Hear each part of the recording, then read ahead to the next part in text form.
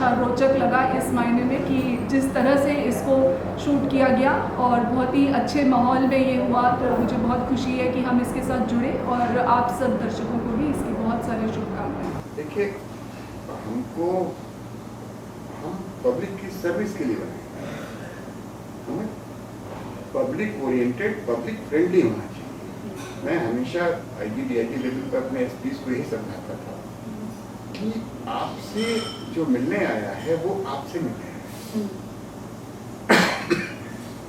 आपका पहरे पे खड़ा सिपाही, आपका पीओआरओ, आपका steno, he should not decide कि आप किससे मिलेंगे। आपको डिसाइड करना चाहिए कि आप किससे मिलेंगे, किससे नहीं। ये नहीं कि बाहर आप कोई आपसे मिलने आया और बाहर खड़े सिपाही ने बता दिया नहीं साहब आज किसी से नहीं, किसी से आपका दरवाजा खुला होना चाहिए। आप 24 घंटे की सरकारी नौकर हैं, ये नहीं कि आप 5 बजे के बाद नहीं मिलेंगे, आप 8 बजे के बाद नहीं मिलेंगे। आपके पास जो आता है वो किसी उम्मीद से आता है। तो आप अगर उसकी समस्या का समाधान न भी कर पाए, लेकिन अगर आपने उसकी बात सुन ली तो आधी समस्या उसकी खत्म है। मुंतजिर अब उस राह के हैं, मंजिल तू मेरा वहां इंतजार करना। नमस्कार, मैं कौशिकी त्रिपाठी आप सभी का एक बार फिर से आपके अपने खास कार्यक्रम अतिथि उवाच में बहुत बहुत स्वागत करती हूँ। और आज इस चर्चा में मेहमान के रूप में शामिल हुए हैं लखनऊ के पूर्व आईजी और वर्तमान में भर्ती बोर्ड में कार्यरत श्रीमान आर.के. चतुर्वेदी। सर बहुत बहुत स्वागत है आपका। आपके बारे में सर हमने जितना मालूमात की कि आपने पूर्व जो है लखनऊ में आईजी आप रहे और वर्तमान में भर्ती बोर्ड में, तो उस समय जब आप लखनऊ में आईजी रहे और वर्तमान में अगर मैं आपसे सीधा सवाल पूछूं कि उस दौरान की और आज की कानून व्यवस्था में अगर एक फर्क देखने को देखा जाए तो आप क्या फर्क देखते हैं? और डेफिनेटली देखिए फर्क तो है। मैं लखनऊ में आईजी के पहले मैं लखनऊ का एसएसपी भी रहा हूँ और लखनऊ का डीआईजी रहा हूँ। आईजी में डीएफ में नहीं बल्कि मैं आईजी इंटेलिजेंस था और करीब मैं 14-15 जिलों में एसएसपी, 3 रेंज में डीआईजी, 2 जोन में आईजी और उसके बाद फिर इंटेलिजेंस और प्रेजेंटली जैसा आपने बताया भर्ती बोर्ड में। तो देखिए जो पुलिसिंग है, जो व्यवस्था है वो निरंतर परिवर्तनशील। 10 साल पहले की पुलिसिंग कुछ और थी, मतलब क्राइम भी कुछ और थे। उसके 10 साल पहले कुछ और क्राइम थी, किडनैपिंग और रैंसम होती थी। उसके 10-20 साल पहले चले जाइए तो डकैतियाँ पड़ती थी, लोग घोड़े पे बैठ करके डकैती डालने आते थे। पूरा आपका पूरा बुंदेलखंड एरिया और ये सारे एरिया 10 में प्रभावित होते थे। तो चीज़ें बदलती गई हैं। तो उसी तरह से पुलिसिंग में, पुलिस व्यवस्था में भी सुधार हुआ है। पहले चूँकि मैं भर्ती से जुड़ा हुआ हूँ तो मैं इसको आपको बेहतर तरीके से समझा सकता हूँ। पहले हाई स्कूल पास सिपाही होता था और इंटर पास दरोगा होता था। अब सभी सिपाही बनने की मिनिमम क्वालिफिकेशन इंटरमीडिएट है और ग्रेजुएशन के बिना कोई ऐसा ही नहीं बन सकता। चूँकि फिर दोबारा मैं रिपीट कर रहा हूँ, मैं भर्ती प्रक्रिया से जुड़ा हूँ तो मैं आपको दावे के साथ, एक तरह से कॉन्फिडेंस के साथ बता सकता हूँ कि अब बीटेक और एमटेक लड़के सिपाही बन रहे हैं। बीटेक और एमटेक लड़के, बीकॉम, एमकॉम और एमबीए किए हुए बच्चे सिपाही बन रहे हैं। आईआईटी के लड़के लौट करके दरोगा बन रहे हैं। तो डेफिनेटली जो एजुकेशन लेवल में सुधार हुआ है, कक्षा 10 पास, हर चीज़ का समाधान डंडा। जब वो बीटेक होगा, जब वो ग्रेजुएट होगा, वो पोस्ट ग्रेजुएट होगा, वेल क्वालिफाइड होगा, तो उसके आचरण और व्यवहार में भी परिवर्तन। दूसरी चीज होती है सरकार की मंशा। तो मुझे ये कहने में कोई संकोच नहीं है कि सरकार की मंशा बहुत स्पष्ट है। अपराध और अपराधी के प्रति 0 टॉलरेंस और पुलिस को छूट। तो उत्तर प्रदेश की पुलिस में के लिए मैं कहूँगा कि उत्तर प्रदेश की पुलिस क्या नहीं कर सकती, बशर्ते उसको आप कंसेप्ट क्लियर हो, उसको संसाधन हो और उससे अपना काम करने की छूट दी जाए। स्वतंत्रता आप कहिए, स्वच्छंदता नहीं बल्कि स्वतंत्रता। तो वो मौका उत्तर प्रदेश पुलिस को इस सरकार में उपलब्ध है और उसका उपयोग पुलिस और पुलिस की व्यवस्था कर रही है। अब जब आपने पूछ लिया है तो मैं इसमें एक दो चीज़ें हो सकता है बाद में पूछे, मैं इसी क्रम में कोट कर देना चाह रहा हूँ। आपका यह सवाल होना चाहिए या होगा कि व्यवस्था में क्या सुधार होना चाहिए, ठीक? तो अब दो तीन चीज़ें मैं जो हम अपने एक्सपीरियंस से हम लोगों ने कोशिश की करने की, कुछ कर पाए कुछ नहीं कर पाए।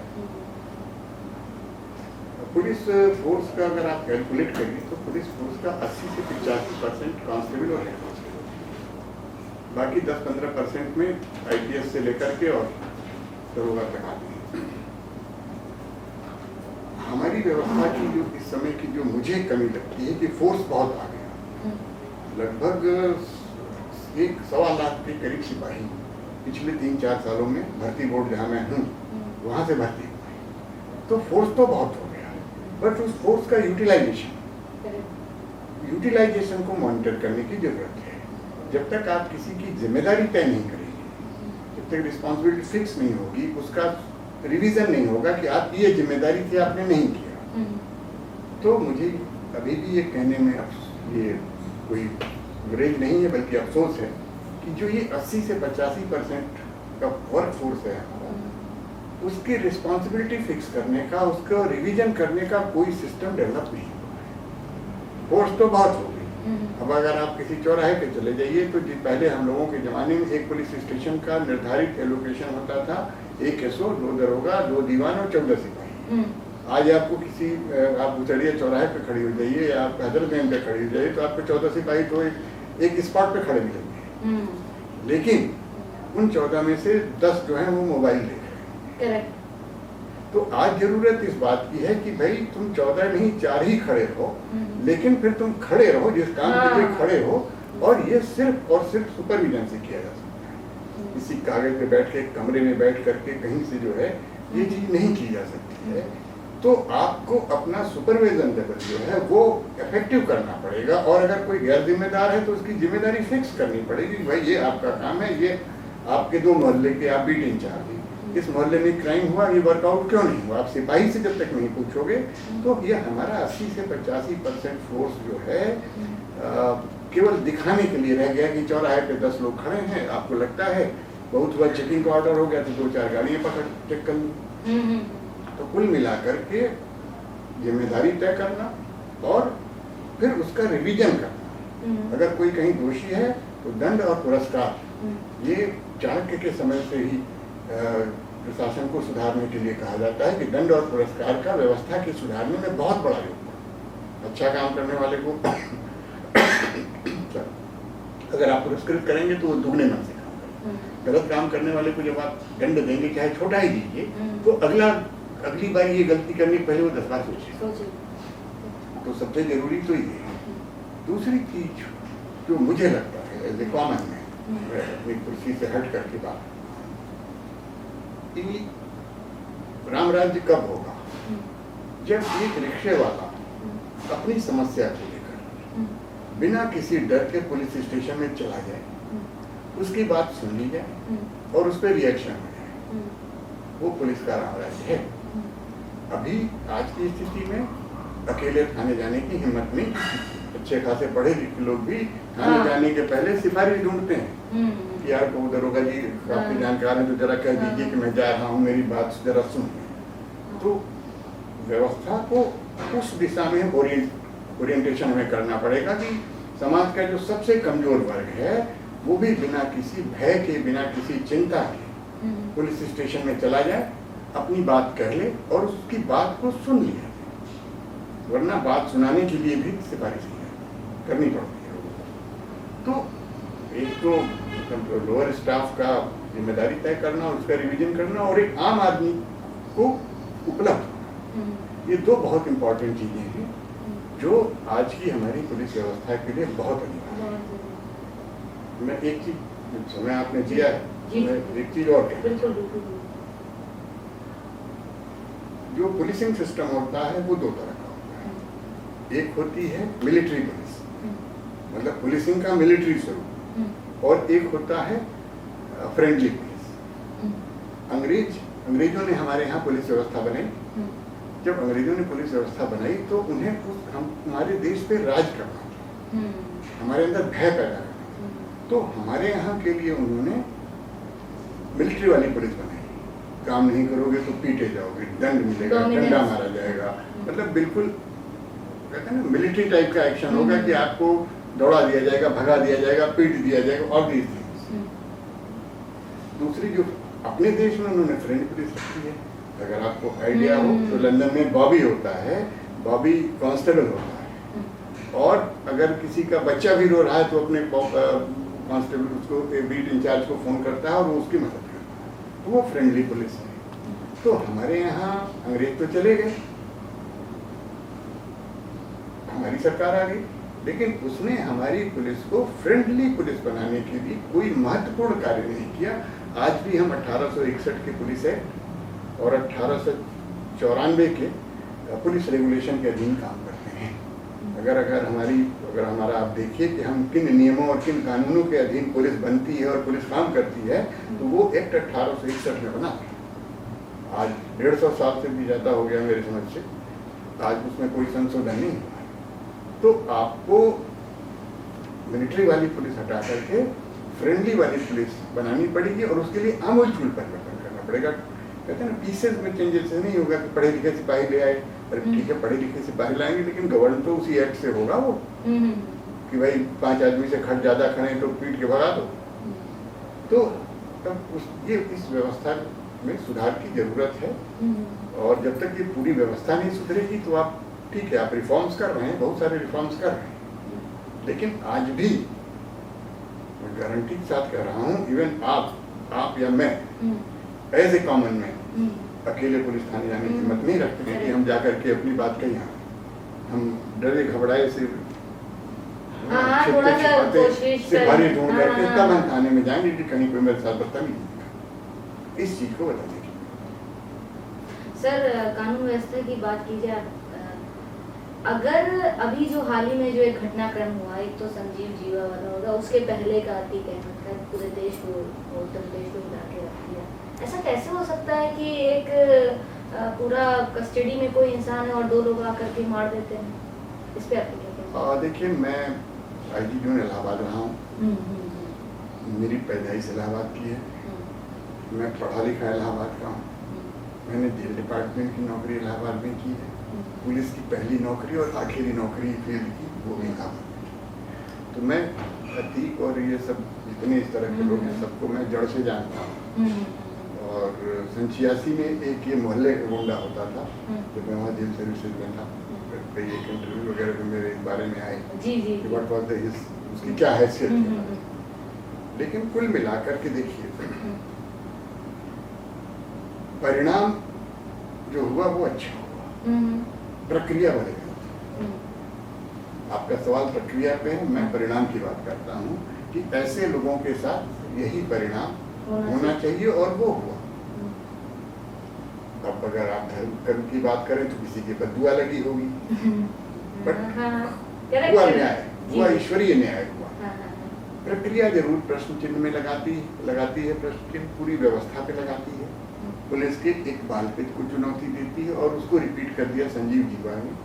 फिर मैंने वही कहा, जो अगर आप मेरी बात को इससे कोऑर्डिनेट करते तो जो संख्या पुलिस बल की तो बहुत है, रिएक्शंस नहीं। सड़क पे 14 आदमी खड़े हैं, मोबाइल देख रहे हैं, तो उनके साथ 17 आदमी घूम रहे हैं, लेकिन किसी का रिएक्शन वो नहीं था जो किसी पुलिस वाले का होना चाहिए। भाई आप एक आदमी जिसको आप इतनी सारी सुरक्षा में गुजरात से उसको रात 10:30-11 बजे अगर आप 17-18 आदमियों के साथ ही भेज तो उन 17-18 आदमियों को मतलब इस तरह से एक्टिव होना चाहिए था ना कि भाई आगे पीछे आप कवर करके चलते, किसी को इतना नजदीक आने का मौका सिर्फ आपकी लापरवाही से। और उसमें भी सर बाद में कुछ लोगों ने जब इंटरव्यूज मैंने देखा तो उसमें बहुत से लोगों ने कहा कि ऐसा लगता है कि एक स्क्रिप्टेड है, कि पुलिस वाले जा भी नहीं रहे उसको बचाने के लिए, जो कांस्टेबल है वो जा भी नहीं रहे बचाने के लिए, वो देख रहे हैं कि कब गोली पड़े, कब वो मतलब डेड हो जाए, और उसके बाद ये चूंकि जब इस तरह की घटनाएं होती हैं तो बहुत सारी चीजें कही जाती हैं, और प्रकरण चूंकि न्यायिक जांच के अधीन है, इसलिए हमारा कुछ कहना हो उचित होगा। आप एक मतलब देश के नागरिक होने के नाते हम लोग भी कोई निश्चयात्मक टिप्पणी नहीं कर सकते, लेकिन घटनाक्रम कुछ ऐसा था जिसने बहुत सारे सवालों को जन्म चाहे वो संजीव जीवा का कांड रहा हो, चाहे उसका रहा हो, प्रतीक और अशरफ के मर्डर के मारे जाने का हो, हमारी व्यवस्था में कहीं न कहीं चूक रही है, जिसने बहुत सारे लोगों को बहुत तरह के अलग अलग तरह के सवाल पैदा उठाने का एक मौका दे दिया है।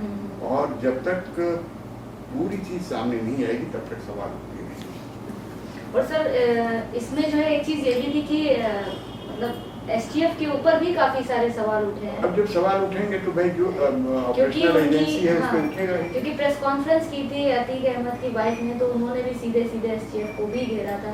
मैडम तो देखिए, मैं इसमें ये कहूँगा ना कि अब इसमें सीबीसीआईडी वाले पे तो सवाल नहीं उठेगा ना, क्योंकि उसका कोई ऐसा काम नहीं है। उस पर बिजली विभाग वाले जो अपने हमारे बिजली विभाग के पुलिस वाले हैं उन पे सवाल तो उठेगा नहीं। इसमें तो सवाल जिला पुलिस पे उठेगा और ऑपरेशनल जो यूनिट है उस पे उठेगा, पीएसी पे भी नहीं उठेगा। तो जो मतलब जो यूनिट जिस चीज को कर रही है, अगर वहाँ कोई चूक गई तो सवाल उसी पे उठेगा। तो एसटीएफ पे इसीलिए उठा। जी जी जी सर, एक कहावत कही जाती है और बच्चों को डराने के लिए भी कहा जाता है कि एक होता है ना कि सो जाओ करना, जैसे शोले का एक डायलॉग था। और ये क्यों कहा जाता है कि पुलिस वालों से ना दोस्ती अच्छी ना दुश्मनी? बहुत सही सवाल उठाया आपने, मेरे मन की बात उठा दी। मन की बात तो बहुत सारे लोग करते हैं, बट ये मेरे मन की बात है। और मतलब कम से कम 8 या 10 जिलों में मैंने इसका कार्यक्रम भी किया है। मुझे याद है अमर उजाला की अमर उजाला ने एक सीरीज शुरू की थी, पुलिस की पाठशाला। और उसमें उसको मैं उस समय एसएसपी लखनऊ था, तो मैंने यहाँ पे HCL का में कोई स्कूल था वहाँ से शुरू किया। फिर मैं गोरखपुर रहा DIG वहाँ किया, मैंने कानपुर में मैंने किया, इसको इलाहाबाद में सेंट मैरीज में किया। तो बड़ा मजा आता है इसमें। मैं बच्चों की मतलब जो मैं थोड़ा सा उस पाठशाला के बारे में आपको बता दूं, फिर पूरी बात पे आऊंगा। जो ये प्रयास था, ये पुलिस और हमारी आने वाली पीढ़ी को रूबरू करने की कोशिश थी, बहुत अच्छी कोशिश थी। बाद में भी कई जगह लोगों ने किया इसको। तो इसमें जब हम लोग जाते थे तो सैकड़ों की संख्या में बच्चे, टीचर्स और अकेला मैं, तो सवालों की उम्मीद होती थी कि सवालों की बौछार। लेकिन पुलिस का ऐसा खौफ था कि कोई सवाल ही नहीं पूछता था। तो जब सवाल नहीं पूछता था तो हम लोगों को इंस्टिगेट करना पड़ता था कि बेटा आप उठो, आप बताओ, आप पुलिस के बारे में क्या सोचते हो। तो फिर तो सवालों की ऐसी झड़ी आती थी कि मतलब एक तरह से प्रिंसिपल वगैरह कहने अच्छा बच्चों बैठ जाओ, अब टाइम पूरा हो गया, जाने दो। बट उन्होंने कहा नहीं मैडम, हम पूरा टाइम देंगे, हम आधा घंटा 1 घंटा और रुकेंगे, बट इनके दिमाग का कंफ्यूजन क्लियर। तो जो तस्वीर आती थी वो पुलिस की बहुत डरावनी तस्वीर आती। जिन सवाल जो उठते थे कि अंकल वो जो ये ट्रैफिक वाले हैं वो पकड़ लेते हैं, ये कर देते हैं, मारते हैं, वक्त से वक्त ठेले वाले से खिला खा लेते हैं। मतलब एक पुलिस की जो फिल्मी छवि है वही बच्चे के दिमाग में होती, क्योंकि एक्चुअल पुलिसिंग को उसने देखा नहीं। मतलब जो एक्चुअल पुलिसिंग है कि रात के 12 बजे भी चौराहे पे खड़ा है, बरसते पानी में खड़ा है, उसको न उसने देखा है न कोई उसको बताने वाला है। वो क्या देखता है कि फिल्म में एक बहुत मोटा सा पुलिस वाला इतना बड़ा डंडा लेकर के बदमाश के पीछे दौड़ रहा है, उसको तो पकड़ नहीं पा रहा, रास्ते में केले वाले के ठेले से 2 केले और खा लेना।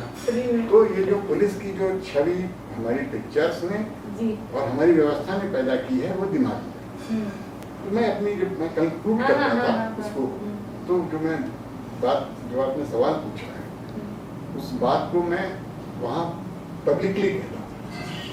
मैं कहता था कि बच्चों के मन में ये जो भ्रांतियाँ हैं, ये जो हमारे टीचर्स बैठे हैं, जो गार्जियंस बैठे हैं, ये आपकी देन है, ये आपने उनके दिमाग में डाला है। तो लोगों को लगता था कि भाई ये तो बड़ा अजीब बात कर रहे हैं कि बच्चे पुलिस से डरते हैं, तो हमारी क्या जिम्मेदारी। तब मैं उनको यही समझाता था कि देखिए जब बच्चा छोटा होता है और वो रोता है तो आप कहते हो दूध पी लो, पुलिस आ जाएगी पकड़ लेगी, शैतानी करोगी पुलिस पकड़ ले जाएगी, ये करोगी पुलिस ये कर देगी, स्कूल पढ़ाई नहीं करोगी पुलिस ये कर देगी। तो बच्चे का मन बड़ा कोमल मन होता है। आपने उसके दिमाग में पुलिस की एक छवि पकड़ ले जाने वाली बना दी कि जो भी कुछ करोगे तो पकड़ ले जाएंगे। तो वो पकड़ ले जाने वाली पुलिस की छवि जब तक वो जिंदा रहता तब तक उसके दिमाग में। तो हमने कहा आपको ये नहीं सिखाना चाहिए बच्चे को, आपको बच्चे को ये सिखाना चाहिए कि बेटा किसी प्रॉब्लम में हो, तो हम जैसे आप 1090 इसमें बहुत प्रचलित था, शुरू हुआ था, लड़कियों के लिए विशेष तौर से था। बच्चियों से मैं पूछता था कि बच्चे कितने बच्चे 10-90 के बारे में जानते हैं, शायद ही कोई गलती से हाथ उठाते। 100 नंबर के बारे में कितने लोग जानते हैं कि कोई प्रॉब्लम हो तो किस नंबर पे कॉल करें, मतलब 10% जानते हैं, 10 से ज़्यादा नहीं है। तो हमने ये कहा कि आप बतौर गार्जियन, मैंने बच्चों से भी कहा कि आप भी आज से 4 साल 6 साल 10 साल बाद गार्जियन बनोगे, कुछ जल्दी बन जाओगे, कुछ बाद में बन जाओगे। बाकी ये जो टीचर्स बैठी हैं, जो गार्जियंस भी बैठे हैं और भी बहुत सारे लोग बैठे हैं, आज से आप लोग ये कसम खाइए कि आप अपने बच्चे के दिमाग में ये डालिएगा कि पुलिस वाले मदद के लिए है। ये पुलिस वाले अंकल किसी प्रॉब्लम में आप हो तो पुलिस वाले अंकल दिखाई पड़े, उनसे रिक्वेस्ट करो। कोई समस्या आती है 1090 डायल करो, 100 डायल करो, नोटिस 112, तो ये करो। तो जब आप इसके दिमाग में डालेंगे तो ये बच्चा जब बड़ा होगा तो इसके दिमाग में पुलिस का मतलब होगा एक मदद करने वाली, रादर देन एक हिंसा करने वाली और मारपीट करने वाली, बदतमीजी करने वाली। हाँ, हमारे यहाँ लोग ऐसे हैं, कर देते हैं, बट इसका ये मतलब नहीं कि सारी पुलिस वैसी। तो सबसे पहले शुरू में आपसे बात की कि अब हमारा पढ़ा लिखा क्लास आ रहा है, BSc प्राव है, BTech है, B.Ed है, बहुत सारे मतलब वेल क्वालिफाइड लोग, तो उनका वो कक्षा 10 वाला व्यवहार नहीं होगा। अगर कोई बच्चा उनसे जाके मदद मांगेगा कि अंकल ये प्रॉब्लम है, तो वो भी बाप है, वो भी भाई है, उसकी भी कोई बहन है, तो उसके दिमाग में ये फीलिंग आएगी and he will help you. But आपको मदद मांगने की एक आदत पैदा करनी पड़ेगी, वो गार्जियन से। तो जब ये, और दूसरा ये जो फिल्म वाले तो पुलिस को कुछ भी दिखा सकते हैं, कोई रोक नहीं। अभी किसी के बारे में कुछ कह रहे तो उनकी एसोसिएशन और यूनियन हड़ताल करके नोटिस देंगे। तो वही मैं कह रहा था कि आपको दिल और दिमाग बदलना पड़ेगा, और वो सिर्फ घर के गार्जियंस कर सकते हैं, घर के लोग कर सकते हैं। Police is always for help. एक बार जो पुलिस वाले के साथ दौड़ भाग कर लेता है, उनके नज़दीक आ जाता है, वो फिर जीवन भर पुलिस का मरीज हो जाता है। मैं आपके अपने एक्सपीरियंस बता रहा हूँ कि हम लोग यही करते थे। मैं SP सिटी नोएडा होता था, एक किडनैपिंग हो गई, छोटे बच्चे की किडनैपिंग हुई। उनके मदर फादर परेशान थे और उनकी कोशिश थी कि वो हर जगह हमारे साथ चले। तो हमने कहा ठीक है, हमें कोई दिक्कत नहीं। चौथे दिन उन्होंने हाथ जोड़ दिया, बोले साहब इतनी मेहनत हम लोग नहीं कर सकते जितना आप कर रहे। बच्चा नहीं बच पाया, उसके बहुत नज़दीकी आदमी ने ही मार दिया था उसको। लेकिन वो परिवार आज भी हम लोगों के संपर्क में है, क्योंकि उसने हमें इतनी मेहनत शिद्दत से काम करते हुए देखा। जो पुलिस बहुत मेहनत करती है, पुलिस बहुत काम करती है, लेकिन वही है कि हमारी नकारात्मक छवि जो एक मैंने कहा ना कि वो अंग्रेजों के ज़माने में, तो उसकी वजह से जो हमारे, दूसरी बात इसी के साथ कनेक्ट कर दे रहा हूँ तुमको, आप अपना बिल्कुल। पुलिस को मैं हमेशा ये बात कहता हूँ कि पुलिस को लेने के सारे अधिकार हैं, लेने को वो किसी के प्राण ले सकते हैं। प्राण लेने से बड़ी तो कोई चीज नहीं होगी ना। दरोगा जी जाएंगे अकाउंट बैंक मर गया, तो पुलिस को प्राण लेने का कानूनी प्राण तक लेने का, बाकी सब कुछ और देने की औकात कुछ नहीं। हम किसी पब्लिक वाले को लेखपाल मांग सकता है 5000 रुपया, उसकी बिजली गिर गई तो उसका, लेकिन पुलिस वाला का DG भी किसी कानूनी तरीके से किसी को पैसे नहीं दे सकता मदद। तो लेने को तो हम प्राण ले सकते हैं, और देने को हमारे पास अठन्नी नहीं, पहली चीज। दूसरी चीज, जितने नकारात्मक काम है वो पुलिस के पास है। शराब बिक रही है, पकड़ने का काम पुलिस का, लाइसेंस आपका नहीं।